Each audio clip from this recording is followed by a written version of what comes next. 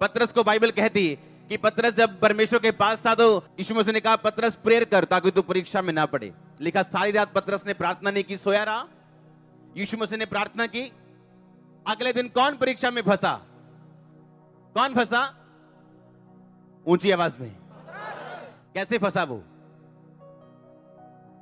एक लेडी ने बोला, ए तू वही है ना यीशु मसीह के साथ रहता? कहता चल चल, झूठ बोल रही तू। आगे चला गया। और एक और आई, कहती तू वही है ना, तेरी बोली तेरा भेद खोलती है, तू वही पतरस है जिसका कान उड़ाया था। वो बोलता है तू वही नहीं जिसने मेरा कान उड़ाया था। कहता लानती हो जो यीशु मसीह को जानता हो।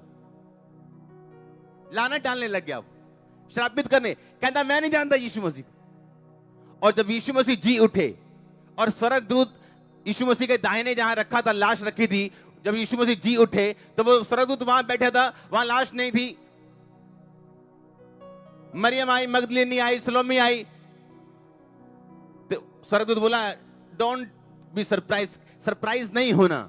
अब तुम जाओ चेलो और उस पतरस से कहो यीशु मसीह क्या है। चेलो और पतरस अलग क्यों बोला उसने? क्योंकि पतरस उस टाइम परमेश्वर का चेला नहीं था।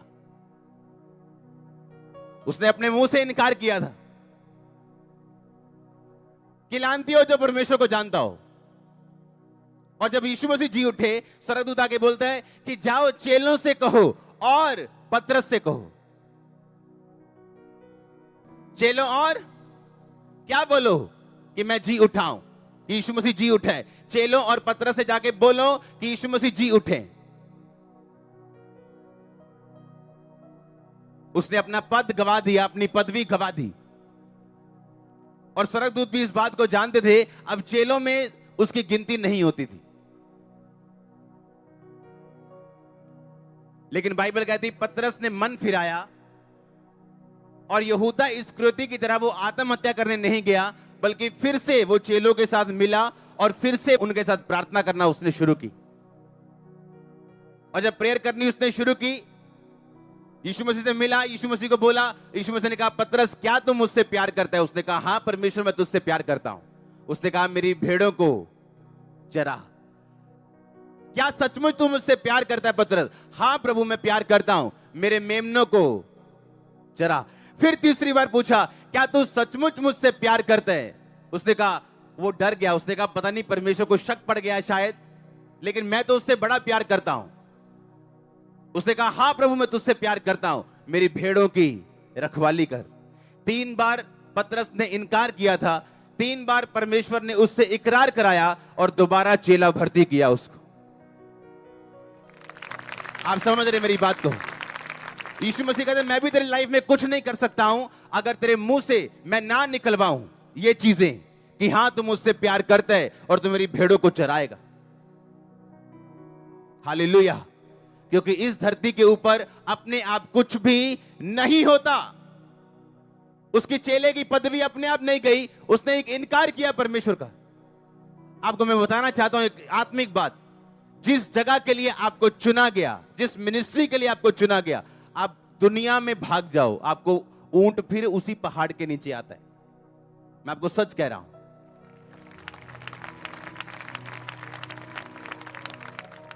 मैं आपको सच कह रहा हूं। जिस मिनिस्ट्री के लिए आपको चुना गया, तब तक आपकी लाइफ की डेस्टिनी फुलफिल नहीं होती, चाहे आप 10 साल का ब्रेक मार लो। परमेश्वर के पास एक ही प्लान है, प्लान ए। उसके पास कोई बी प्लान नहीं। बी प्लान हमारे पास है, लोगों के पास है। और जब वो बी प्लान में फंसते हैं, अपने संघर्ष का कारण खुद बन जाते हैं। आप जानते हैं सबसे बड़ी प्रॉब्लम क्या है? फेमिलियर होना। एक चीज अगर यीशु मसीह यहोवा पिता रोज आदम से मिलने के लिए आते थे तो आदम को आम लगने लग गया था कि हाँ हाँ रोज परमेश्वर मुझसे मिलने के लिए आता है। उसे अब इसमें कोई खास बात नजर नहीं आती थी। पर जब उसने वो संगति गवाई, उसको मालूम था कि उसने हीरा गवा दिया, बेशकीमती कुछ गवा दिया जो अब पूरा नहीं हो सकता। हालेलुया। उसे फेमिलियर लगने लग गया, रोज आम सा लगने लग गया कि रोज पिता यहोवा पिता शाम को आते हैं और मुझसे बात करते हैं। कई बार आप जब ग्रेस में होते हो, आप एक मिनिस्ट्री के नीचे होते हो, उस मिनिस्ट्री की अनॉइंटिंग की वजह से आपकी फैमिलीज और सब चीजें ब्लेस्ड होती, और जैसे ही आप ग्रेस से बाहर जाते हो, जब शैतान अटैक करता, आपको मालूम होता आपने क्या गवाया। लेकिन अब वो लोग पहले सोशल मीडिया पे इतनी खिलाफत कर चुके होते हैं कि अब उन्हें सोशल मीडिया पे माफी मांगने का दिल नहीं करता, क्योंकि अब वो क्या करें, माफी कैसे मांगे। अब फिर सीक्रेट मैसेजेस करते, हमें माफ कर दो, माफ कर दो, कॉन्टिन्यूज, अलग अलग लोग। कभी फेमिलियर मत हो, चाहे 10 बार आपको परमेश्वर का दास मिले, कभी फेमिलियर मत हो।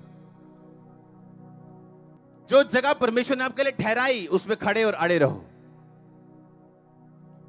और इस धरती के ऊपर अपने आप कुछ भी नहीं होता। पतरस ने प्रेयर नहीं की, सोया रहा। यीशु मसीह ने प्रार्थना की, अगले दिन क्रूज पे चढ़ने के बावजूद भी पिता से अलग नहीं हुए। पतरस परीक्षा में फंसा, 3 बार इनकार किया, चेलों के बीच से निकल गया। है तो चेलों में ही था, पर स्वर्गदूत से परमेश्वर का चेला नहीं समझते थे, क्योंकि इस धरती पे अपने आप कुछ भी नहीं होता। मैं कभी समझ नहीं पाया था, 15 साल हो गए मेरे को परमेश्वर में, कि सुलेमान को परमेश्वर ने इतना धन क्यों दिया। कभी मैं समझ नहीं पाया था। इतना मालूम था, हाँ उसने बुद्धि मांगी तो परमेश्वर ने उसको धन दिया। अब उस तरह का परमेश्वर नहीं धन देता, या उस तरह की कॉलिंग नहीं है अभी हमारी किसी की। वो राजा था, हम याजक और राजा दोनों हैं। आमीन। लेकिन परमेश्वर का कोई भी काम वेस्ट नहीं है, उससे कुछ सीखने को मिलता है। जब मैंने बाइबल को पढ़ा कुछ दिन पहले, और जब भी मैं बाइबल पढ़ता हूं, मैं कभी ऐसे नहीं पढ़ता हूं कि हाँ कुछ प्रीच करना है, चलो बाइबल पढ़ते हैं। मैं इतिहास की पुस्तक पढ़ रहा था, जहां पे नाम लिखे, उसका नाम ये है, द्वारपाल। 3000 लोगों को ड्यूटी दी गई द्वारपाल की। द्वारपाल में इसका नाम ये है, इसका नाम ये है, इसके बेटे का नाम ये, इनको ये ड्यूटी। ये चलता आ रहा था इतिहास की पुस्तक में। पढ़ने में बोरिंग लगता है, लेकिन वो पढ़ना मैंने छोड़ा नहीं। उसके बाद एक ऐसी रेवलेशन आई, आपकी और मेरी दोनों की लाइफ चेंज होगी। उसमें लिखा था, जब भवन बनाने का टाइम आया, दाऊद ने चीजें इकट्ठी करनी शुरू की कि जब भवन शुरू हो तो मेरा बेटा उसे बना सके, क्योंकि बूढ़ा हो गया था वो, उसका बेटा जवान था। और परमेश्वर ने कहा तेरा बेटा बनाएगा। और बाइबल कहती, दाऊद ने कहा मैं अपना निज धन, अपनी पर्सनल प्रॉपर्टी भी मैं भवन के लिए देता हूं। और उसने 110 टन सोना दिया, 240 टन उसने चांदी दी, और आज की उसकी वैल्यू 41,500 करोड़ बनती है। सुनो ध्यान से, आज उसकी वैल्यू 41,500 करोड़ बनती। एक ऑफरिंग, एक टाइम की ऑफरिंग। सुनो, आप सुनो ध्यान से। जब मैंने उसको पढ़ा, पूरी क्रिश्चियनिटी में इतनी बड़ी ऑफरिंग कभी नहीं दी गई थी। इसी कारण परमेश्वर ने कहा था, तेरा बेटा, उसको मैं इतना दूंगा, ना तो कभी किसी के पास था और ना कभी। उसका रीजन ये निकला, क्योंकि इस धरती पर अपने आप कुछ भी, आप स्पिरिचुअल हो सकते हैं, टॉप लेवल स्पिरिचुअल हो सकते हैं, और गरीब रह सकते हैं। ये पॉसिबल है,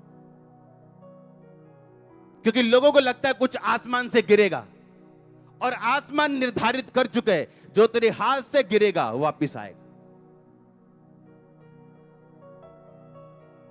मैंने फैसला किया, मैं उठा, मैंने अपने पूरे बैंक अकाउंट खाली करने का फैसला किया बीच में।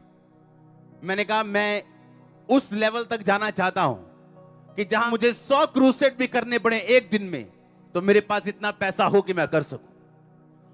और चर्च, वो लेवल हम अचीव करने वाले कुछ ही दिनों में, क्योंकि ये मेरे लिए एक पर्सनल रेवलेशन थी। हमने भी बहुत कुछ मांगा प्रभु से, आपने भी मांगा होगा, लेकिन परमेश्वर ने आके आपको तो नहीं कहा कि मैं तुझे ये भी देता हूं। वाई, क्यों? परमेश्वर को मालूम था कि तेरा बाप इतना बड़ा बीज बो चुका है कि मुझे वो तुझे वापिस करने। अब तू मांग चाहे ना मांग, तू बुद्धि मांग, तलवार मांग, परमाणु युद्ध मांग, ये मैं देने वाला हूं, क्योंकि तू मुझे बीट नहीं कर सकता, तू मुझे हरा नहीं सकता। एक रेवलेशन जो मुझे मिली थी, मैंने आपको बताई थी कि सुलेमान का घर परमेश्वर के घर से बड़ा क्यों था? क्योंकि परमेश्वर ने कहा था अगर तू मेरा बनाएगा मैं तुझे बढ़ा दूंगा, तू मुझे हरा नहीं सकता, तू बोएगा। और इसीलिए पौलुस ने जो लिखा, कहता तू जितना बोएगा तू उतना काटेगा। इसलिए हर एक जन अपने मन में ठान के कुड़ के नहीं वरन हर्ष से परमेश्वर के कामों के लिए दे, क्योंकि तू जितना बोएगा उतना काटेगा। इस रेवलेशन ने मेरी लाइफ चेंज कर दी। मैंने कहा परमेश्वर को याद था। दाऊद ने कहा मैं अपना पर्सनल, क्योंकि राजाओं के पास अपना पर्सनल प्रॉपर्टी होती थी, उनके पास जमीनें होती थी पर्सनल, लोगों से टैक्स अलग आता था, वो टैक्स पब्लिक के कामों में यूज होता था। लेकिन राजा की पर्सनल जमीनें होती थी जहां की फसलें आती थी, राजा के पर्सनल गिफ्ट्स आते थे, लोगों से सोना आता, चांदी आती थी। 110 टन सोना उसकी पर्सनल ऑफरिंग थी। और परमेश्वर ने कहा डोंट वरी, तू मुझे हरा नहीं सकता, मैं तेरे बेटे को इतना दूंगा कि तेरा बेटा, बाइबल कहती इतना सोना और चांदी सुलेमान के दिनों में था कि लोग उसका मूल्य पत्थरों सा हो गया था। इतना सोना उसके राज में था, सुलेमान के राज में पत्थरों सा मूल्य था उसका। रीजन क्या था? अगर आप ध्यान से बाइबल पढ़ें तो सुलेमान को जब परमेश्वर ने ये बुद्धि दी थी तो उसे सामने आके नहीं दी थी, दर्शन में दी थी। आज आपने टेस्टिमनी सुनी होगी, आज थर्सडे, पिछले संडे, कि आप मेरे सपने में आए, आपने ले हैंड किया और उसके बाद मेरी, जब मैं उठा तो मेरी लाइफ में वो बीमारी फिजिकली गायब हो चुकी थी। सुना कि नहीं सुना? वो मैं नहीं था, वो कौन था? खुदा का दूत था। आमीन। और हमेशा वो अपने दासों की शक्ल को यूज करते हैं।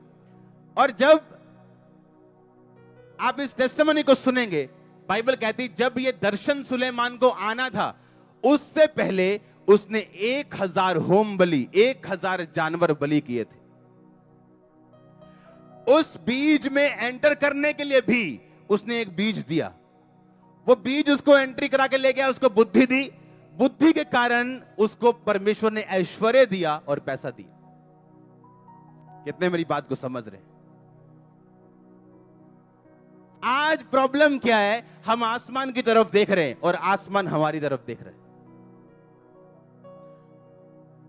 हम ऐसे करके खड़े हैं, प्रभु कब दया करेगा, और प्रभु नीचे बाइबल रख के बैठा कि भाई तू कब बाइबल पढ़ेगा, कब सीक्रेट पढ़ेगा, कब तुझे मालूम होगा कि अपने आप कुछ भी धरती पे नहीं होता। हालेलुया। मैं हैरान था। बिगेस्ट सीड क्रिश्चियनिटी में दाऊद तक, आज तक बिगेस्ट सीड। मैं हैरान था। मैंने कई राजा पढ़े हैं बाइबल में पुराने नियम के, जब वो अमीर होते थे, वो अमीर होने के बावजूद परमेश्वर के भवन में मुरम्मत होने वाली होती थी, पर वो करवाते नहीं थे और लोगों से मांगते थे और मुरम्मत नहीं करवाते थे। पर आप हमेशा दाऊद का राज देखोगे, वो बूढ़ा होके गया, उसका बेटा, उसका पोता, अगर आप देखोगे वो लंबा चले। क्यों? उनको पैसे से नहीं, खुदा से प्यार था। हम जो सेक्रीफाइस करेंगे परमेश्वर के लिए वो हमको मिलने वाला है। अगर मुझे गरीबी के श्राप तोड़ने, मुझे आगे आना है बोने के लिए। अगर मुझे परीक्षा से बच के रहने, मुझे प्रार्थना करनी, मेल मिलाप करने, मुझे बपतिस्मा लेने, क्योंकि परमेश्वर ने आपको अरेंजमेंट्स दिए, आपको स्ट्रक्चर दिए, आपको बिल्डिंग दी है, उसके अंदर घुसना आपने, जो आपको चाहिए उसमें से लेना आपने। आपको एक अलमारी दी है, चाबियां दी है, अब जो खाना आपने खोलना है उसकी चाबी आपने लगानी है। परमेश्वर ने नीचे आके उसकी चाबी नहीं लगानी। सुलेमान को क्यों बोला खुदा ने कि मैं तुझे इतना दूंगा, आज तक तेरे पहले किसी को नहीं मिला इतना? क्या कोई खास रिश्वत दी थी सुलेमान ने? बाइबल कहती परमेश्वर किसी का पक्षपात नहीं करता। अगर यूहन्ना बपतिस्मा वाले ने गलती की, सिर कटा कि नहीं कटा? उसने ये तो नहीं देखा कि अच्छा ये यूहन्ना है, इसकी गलती छोड़ दो। नो, जो उसने बोया वो उसने काटा। और उसी तरह से परमेश्वर ने कहा आप, अब तक कोई राजा इतना अमीर नहीं था, क्योंकि अब तक किसी ने इतना बड़ा बीज नहीं बोया था। ये परमेश्वर का हाथ दिखाता है कि वो हमारे लिए उतना वफादार है जितने हम उसके लिए वफादार हैं। आज हम डर रहे हैं बपतिस्मा लेने के लिए, क्योंकि हमारा पड़ोसी हमें देखता है, हमारे घर वाले, हमारा समाज में क्या बोलेगा, ले आई तू हिदा आ ले आओ है ऐसी हूं तू आ ले लिया। और परमेश्वर उतना ही आपके लिए खड़ा होगा जितना आप उसके लिए खड़ा होंगे। सीधा हिसाब है, बाइबल टेढ़ी मेढ़ी नहीं है, ये बहुत गुंजलों वाली पुस्तक नहीं है, ये बड़ी सीधी सीधी सीधी परमेश्वर की आवाज है। ये बड़ा सीधा सा रास्ता है, ये तंग जरूर है पर है सीधा। पर लोगों को घूम घूम के जाने की आदत है, रास्ते में बियर पी के चलते हैं, हाँ, दो कष्ट लगा के चलते हैं, थोड़ा घूमने की आदत है। घूमो, करो टाइम वेस्ट, बाद में पछताने से कुछ नहीं होगा, क्योंकि परमेश्वर आपको वही देगा जो आप उसके लिए करेंगे। आमीन। एक ही चीज है जो आप उसके लिए कुछ नहीं करते और आपको मिलती, वो है साल्वेशन, मुक्ति। आप ये ना कहे मैं बड़ा अच्छा था, खुदा ने मुझे चुन लिया। आप ये ना कहे मैं बड़ा धर्मी था, 10 साल से परमेश्वर को पहाड़ों पे सब जगह खोज रहा था, परमेश्वर ने मुझे चुन लिया। नो नो, उसने कहा अनुग्रह से तुम्हारा उद्धार हुआ। पर उद्धार होने के बाद, प्रभु की दया होने के बाद, अब सब कुछ आप पे निर्भर करता है कि आप क्रिश्चियनिटी को कैसे लेते हैं। हालेलुया। जब आप नाइजीरिया में जाएं, अगर आप वहां पे मेन रोड पे चढ़ जाएं, मेन रोड पे, जैसे हमारा मेन रोड है दिल्ली रोड, हाँ, नेशनल हाईवेज पे चढ़ जाएं, अगर आप वहां के मेन रोड पे चढ़ जाएं, आपको ऐसा लगेगा आप 70 साल पीछे आ गए हो। 70 साल आपको लगेगा आप गांधी जी के जमाने में चले गए। धुआं छोड़ती गाड़ियां, एक ट्रक नहीं मिलेगा वहां आपको जो धुआं ना देता हो, जिसका इंजन सील ना हो, जिसका इंजन फटा हुआ ना हो। कोई दुकान नहीं मिलेगी जिसकी छत पे आपको जंगाल ना मिले, वहां पे लोहे की टीन की छतें होती। कोई पेंटेड आपको दुकान नहीं मिलेगी। अच्छे से अच्छा वहां पे आपको मिलेगा तो पेट्रोल पंप मिलेगा, वो भी टूटा हुआ मिलेगा आपको। और दुनिया की सबसे बड़ी चर्चिस नाइजीरिया में, सबसे गरीब लोग सबसे बड़ी चर्च बना के बैठे। पता है क्यों? कहता जब मेरे पास 350 नायरा यानी आज के 70 रुपए इंडिया के जब मेरे हाथ में आते थे, पहले टाइथ निकलता था, वो पैसे बाद में यूज होते थे। और आज जब वो चर्च जगह लेती तो 5-10 एकड़ नहीं लेती, वो ऐसे लेती 30,000 एकड़ ले लो, 20,000 एकड़। और ऐसा नहीं है कि वहां पे गरीब चर्चे नहीं, आज भी पास्टर्स वहां भूखे मर रहे हैं कई। पर जिन्होंने ये बात समझ ली कि परमेश्वर ने कुछ नहीं करना, हम एक सिस्टम में आ गए, उद्धार हो गया, अब हमें कुछ करना है। आमीन।